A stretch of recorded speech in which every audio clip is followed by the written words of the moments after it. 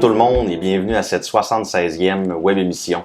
Bonjour Philippe. Salut Gabriel. Ça va bien? Ça va très bien toi? Oui, merci. Entrons tout de suite dans le vif du sujet avec une question sur Alimentation Couche-Tard et sa plus récente acquisition. Oui, ils ont acheté 2200 dépanneurs de l'entreprise Total Energy dans 4 pays d'Europe où ils ne faisaient pas affaire actuellement, Belgique, Luxembourg, Pays-Bas et Allemagne. C'est une bonne nouvelle, ça leur permet, c'est pas une plateforme de croissance, là, mais ça leur permet après ça de densifier le réseau, faire des petites acquisitions, donc ça c'est positif. Puis aussi, ils ont quand même de la valeur à apporter là, à ces dépanneurs-là parce que c'est pas des dépanneurs qui étaient très performants au niveau de la vente de marchandises lorsqu'on compare là, à un Couche-Tard ou à un Circle K. Ils vendent à peu près 30 à 40% là, moins de marchandises. Là. Donc, ils étaient axés beaucoup plus sur la vente d'essence. Exactement, exactement. Pour donner un exemple, là, dans leur dépanneur, là, il y a des poupées. Les sacs de chips sont en format familial. Il n'y a pas beaucoup de nourriture fraîche, alors qu'on sait que c'est des choses qui se vendent bien. Donc, ils ont payé un bon prix aussi, un prix raisonnable, là, comme ils ont l'habitude de payer.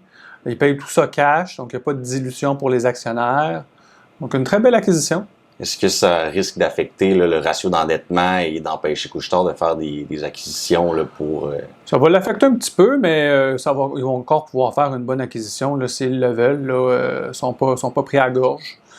Donc, c'est ça. Mais c'est encore une acquisition qui est très présente dans la vente de carburant. Oui, exactement. Avec l'émergence là, des voitures électriques, est-ce que c'est pas un risque là, pour Couche-Tard de continuer de faire des acquisitions dans ce secteur?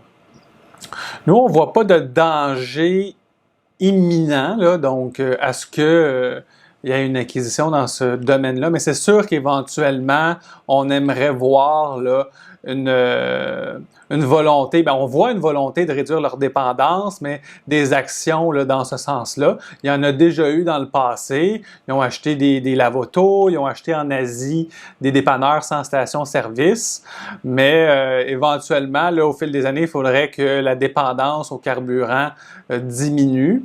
Mais je pense qu'il faut croire là, que le véhicule électrique va remplacer le véhicule à essence à court terme. Si on regarde par exemple en Norvège, où il y a des gros incitatifs là, pour acheter des véhicules électriques depuis 8-9 ans, il y a juste 20% des véhicules qui sont électriques.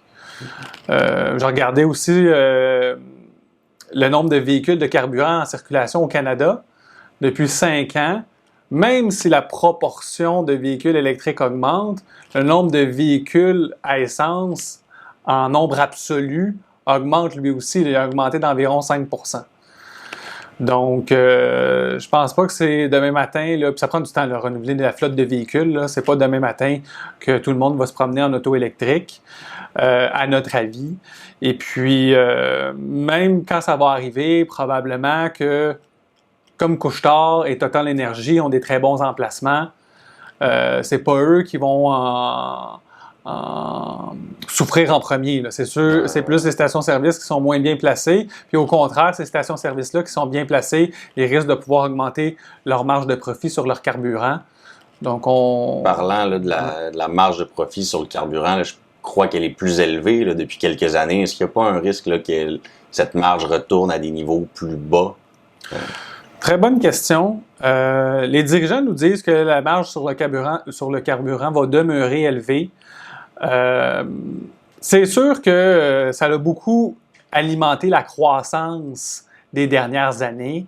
Donc, l'acquisition que Couche-Tard vient de faire là, est la bienvenue parce que cette augmentation de marge-là sur le carburant, mais elle ne peut pas être éternelle. Là. Donc, à un moment donné, il faut que les acquisitions prennent la relève là, pour que Couche-Tard continue de croître. Donc, bien l'acquisition qui est la bienvenue, mais qui était un peu nécessaire aussi là, pour justifier l'évaluation actuelle. Merci Philippe pour ces explications. À titre informatif, Medici ne possède pas Couche-Tard ni ses clients. C'est une entreprise qu'on suit et qu'on va continuer de suivre. Donc, Gabriel, pour notre deuxième question, on a Robert qui nous a demandé est-ce que ce serait une bonne idée d'investir dans les fameux fonds indiciels à effet de levier? Très bonne question. Tout d'abord, qu'est-ce qu'un FNB à effet de levier? Je pense que c'est bien important de le déterminer.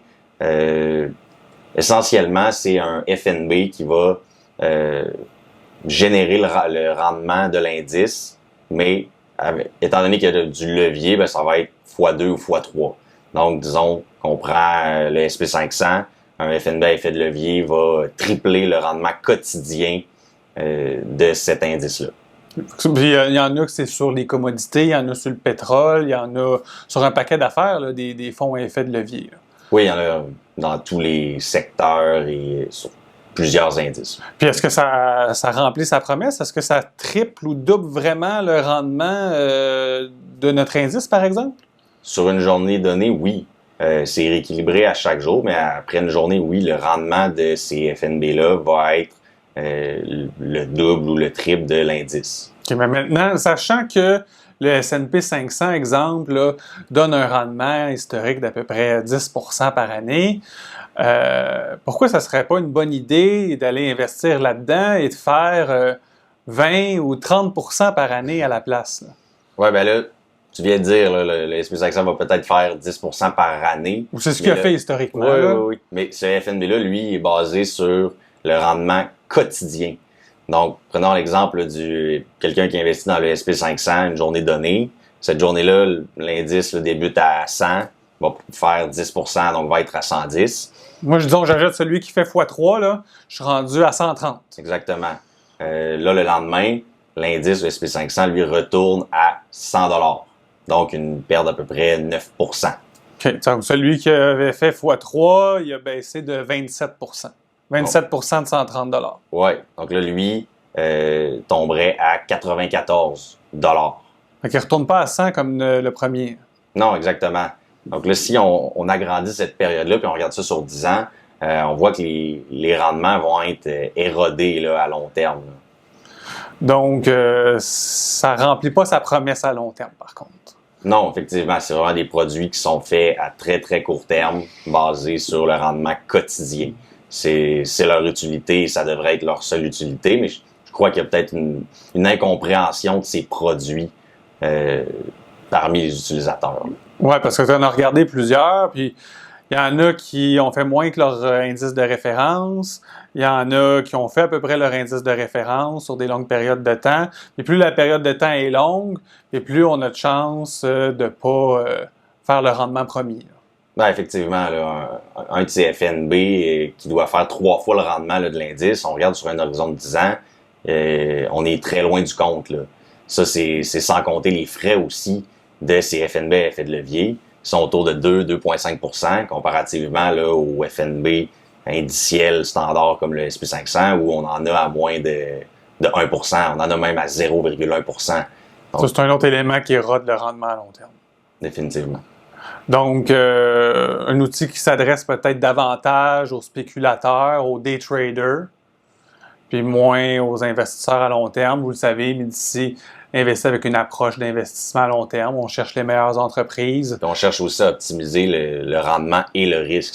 Ça nous semble pas une bonne façon d'optimiser le rendement comparativement au risque. Et c'est très risqué, oui.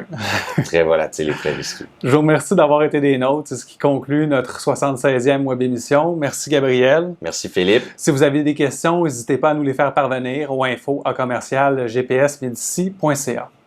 Au revoir.